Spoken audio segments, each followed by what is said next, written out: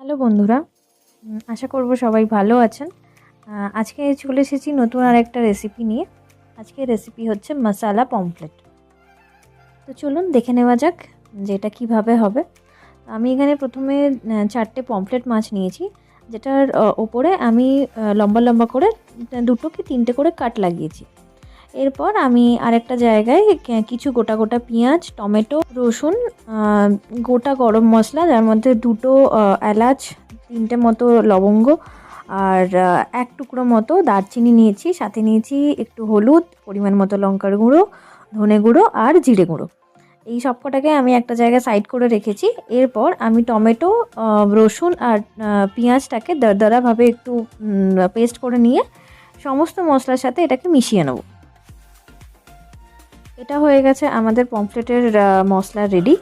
এবার পমফ্রেট মাছ যেটাকে আমরা সাইড করে রেখেছিলাম কাট লাগিয়ে, ওটাকে ভালো মতো ওর মধ্যে মশলাগুলোকে ভালো মতো মাখিয়ে এমনভাবেই মাখাবো যাতে মশলাগুলো ওপর থেকে লেগে থাকে এবং ভিতর অবধি ঢুকে যায়। ব্যাস এটা করে আমি 5 মিনিটের জন্য সাইড করে রেখেছিলাম। এবার কড়াতে ভালো মতো তেল দিয়ে, একটু বেশি তেল দেবেন যাতে মাছটা পুড়ে না যায়। তো কড়াতে তেল দিয়েছি, হালকা একটু চিনি দিয়েছি যাতে প্রত্যেকটা মশলার ফ্লেভারটা একটু এনহ্যান্স হয়।